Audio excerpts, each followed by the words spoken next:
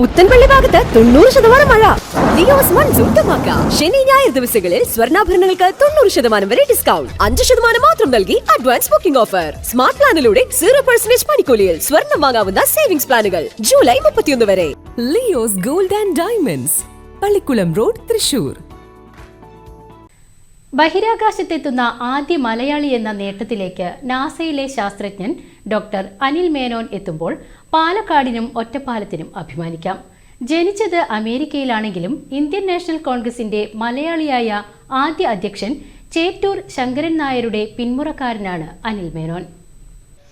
8 മാസം നീളുന്ന ദൗത്യത്തിനാണ് അനിൽ മേനോൻ ഉൾപ്പെട്ട സംഘം കസാക്കിസ്ഥാനിലെ ബൈക്കോനൂർ കോസ്മോഡ്രോമിൽ നിന്നും റഷ്യയുടെ സോയൂസ് MS-29 പേടകത്തിൽ ചൊവ്വാഴ്ച പുറപ്പെടുന്നത്. 8 മാസത്തോളം അനിൽ ബഹിരാകാശത്തുണ്ടാകും. ബ്രിട്ടീഷ് ഇന്ത്യയിൽ അഡ്വക്കേറ്റ് ജനറലായ ആദ്യ ഇന്ത്യക്കാരനായ ചേറ്റൂർ ശങ്കരൻ നായർ വൈസ്രോയിയുടെ കൗൺസിൽ അംഗമായിരിക്കെ ജാലിയൻ വാലാബാഗ് കൂട്ടക്കൊലയിൽ പ്രതിഷേധിച്ച് രാജിവെക്കുകയായിരുന്നു. ചേറ്റൂരിൻ്റെ 3ാമത്തെ മകളാണ് കിഴക്കേപ്പാട്ട് പാലാട്ട് മാധവിയമ്മ. മാധവൻ അറത്തിൽ കാൻഡത്തിൻ്റെയും മാധവിയമ്മയുടെയും 2ാമത്തെ മകളാണ് കല്യാണിക്കുട്ടിയമ്മ. ഇവരുടെയും മാങ്ങാട്ട് ഗോപാൽ മേനോന്റെയും മകനാണ് അനിൽ മേനോന്റെ അച്ഛൻ കിഴക്കേപ്പാട്ട് പാലാട്ട് ശങ്കരൻ മേനോൻ.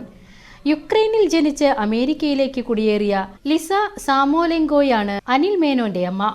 ബഹിരാകാശ ശാസ്ത്രജ്ഞയായ അന്ന മേനോനാണ് ഭാര്യ. പ്രണയത്തിന് ശേഷം 2026 വിവാഹിതരായ ഇരുവർക്കും 2 മക്കളുണ്ട്, ജെയിംസും ഗ്രേസും.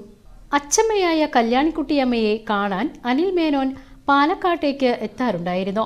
2024 അവസാനം വന്നത്. ആ വർഷം കല്യാണിക്കുട്ടിയമ്മ മരിച്ചു.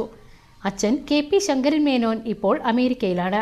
ഇടയ്ക്ക് ഡൽഹിയിൽ വന്ന് താമസിക്കാറുണ്ടെന്നും ബന്ധുക്കൾ പറയുന്നു.